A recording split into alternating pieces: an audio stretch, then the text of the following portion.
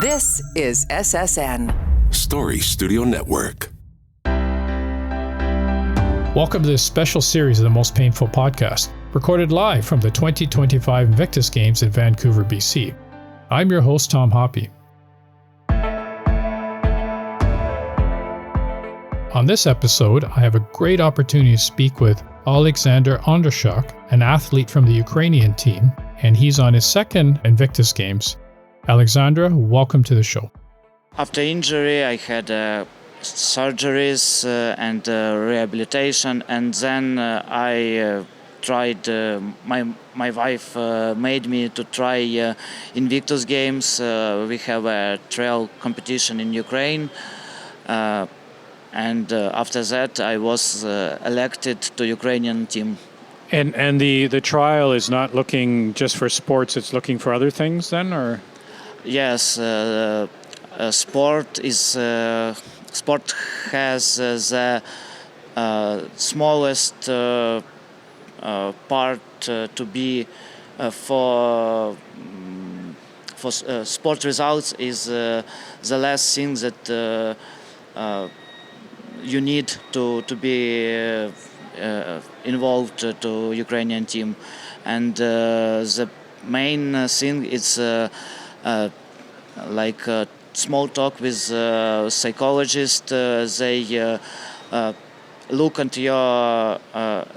you and they think how important is it for every participant to be involved in Invictus, and it's first of all to make better conditions mentally and physically. Yeah, I think that's important with Invictus for any soldier in the world is mental and health as well.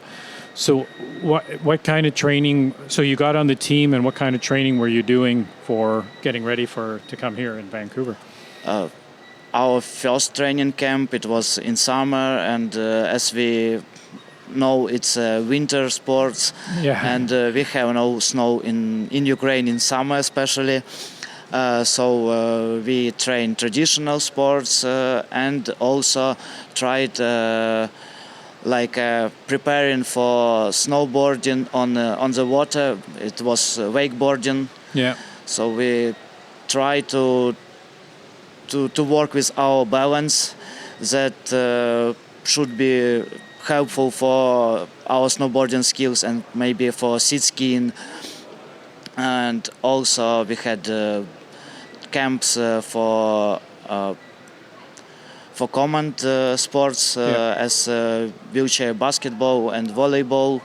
Unfortunately, we had no wheelchairs for rugby, so we were not able to train rugby until now. Now next Ukrainian team will have such possibility, so probably they will be prepared better. And a lot of different trainings like swimming, indoor rowing, and in January we had training camp with winter sports. Okay, yeah. And then conditioning, muscle conditioning and that kind of thing too, right? Sort of strength conditioning, yeah. So when you came to Vancouver, you did the skeleton race, right? Yeah. And that was your first time going down the track? Probably it's not only about Ukrainian team. I think that almost all in Invictus Games are novice in skeleton. Nobody did it. There are not a lot of opportunities to try this sport all over the world. Yeah.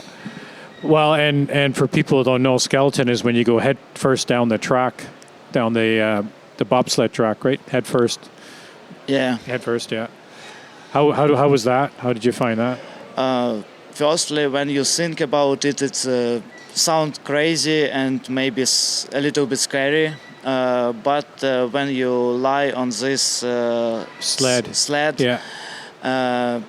and after that you realize that you will see nothing except the ice, because you shouldn't up your head because it will make you slowly. So you just look on ice in front of you, and for the first race, it's just you didn't realize anything. You just feel like you go from one wall to another on the turns. That's all, and it's really quickly. It was 33 seconds. 33 seconds. And our coach told us that when you do it more, every next time you will see much more every time. While your reaction became faster, and you will realize every turn some marks on ice. I didn't see no one. I didn't see any marks on ice, but they were here. Yeah, and you're pretty fast too. I think 130 kilometers or something like that? No, 130 is if you go from first turn, and we started from 10th turn, so we have only 6 turns. Yeah. And we reach, I reach 95 kilometers, and the fastest probably like 100 kilometers. That's still pretty fast though, to go down face first on a... Yeah. Was that the best sport you did that you were here? I enjoy snowboarding more because you have I have more control under snowboarding than in skeleton. Yeah, you do. Skeleton it's like just entertainment because really don't really any one of us don't know how to influence on your speed. Yeah. And in snowboarding you could you control everything. At least you could try to control everything. Yeah. No, that's fair enough. And that was your first time snowboarding too, or? Yeah, in January I first tried snowboarding. Yeah. I had 7 days, 4 days in Ukraine and 3 days camp in Whistler before Invictus Games. We are grateful for Ukrainian diaspora who helped us to make it possible to make this camp for us. Yeah. So totally it was 7 days of snowboard training. Oh, nice. And it was my first race. Yeah. So what do you think of Invictus as I guess both an athlete and as a soldier? What do you think of Invictus? It's a great opportunity to not only to compete or to do some sports. It's a great opportunity to speak with other veterans. Even in Ukraine, it gathers our Ukrainian veterans community. We some of us find new friends and make veteran hubs in their cities. Yeah. And also world veterans community. You could share your experience and maybe find something useful for you in experience of other veterans. And also it's great feeling to see all this support which world give to Ukraine and to Ukrainian soldiers. Yeah, yeah. Well, I mean, that's what soldiers do, right? It doesn't matter what country you're from. Soldier job is the same. Yeah. It's maybe there are some difference. Oh, there's difference, but generally yes. Generally, yeah. I mean, there's difference with culture and on all that. Yeah. And we're so happy to see the team here, to compete. And I guess this is your first time in Canada too, is it? Yeah, my first time in Canada. It's first time on this continent. Yeah. I've firstly fly over Atlantic Ocean. And what do you think of Vancouver? Vancouver is amazing, but probably it's expensive a lot. It's the worst part of Vancouver, but generally it's awesome. Yeah, well, us living here find it expensive too. So it's it's an expensive city. So Invictus was when you finish with Invictus, what will you take away? What will be important to you when you leave Invictus, or when it finishes? Sorry. Probably emotions. All these emotions I will carry with me, with myself, and a lot of different minds. I saw the world, and also great friends. I make a lot of new friends, not only from Ukrainian teams, but also from other teams, and also probably I find new entertainment for me, because before my injury I used to play football every week, and now I'm not able to play football.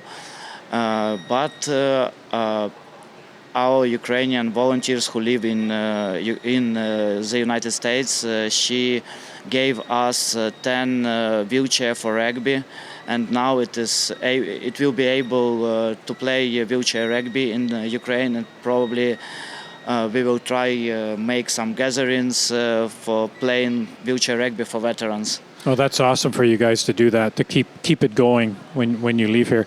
And how many sports have you done here in Invictus in Vancouver? I've already done snowboarding, skeleton, wheelchair rugby, and swimming, and I had one more. It's indoor rowing. Nice, and that's today, isn't it? The rowing tomorrow. Tomorrow. Yeah, Sunday. So Sunday, February 16th, and then the closing ceremony is tomorrow. And when are you guys heading back home? On Monday we have our red eye. Yeah. And probably at 18th we will be home. Back in, and you're from Kyiv, you said. Yeah. Was there anything else you wanted to add to the podcast?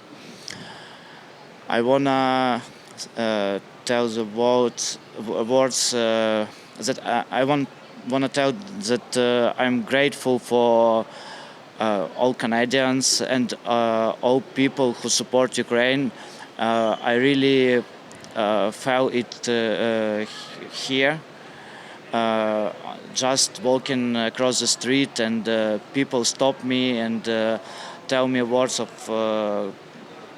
support, and it was really it mean a lot for me, and it was really kindful.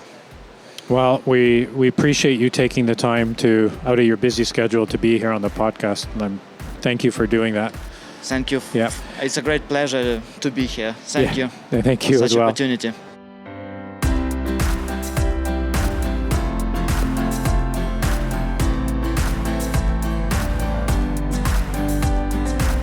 For feedback about the show or more information on chronic pain, you can visit our website, veteranschronicpain.ca. And if you want more information on Invictus, you can go to their website, invictusgamesfoundation.org.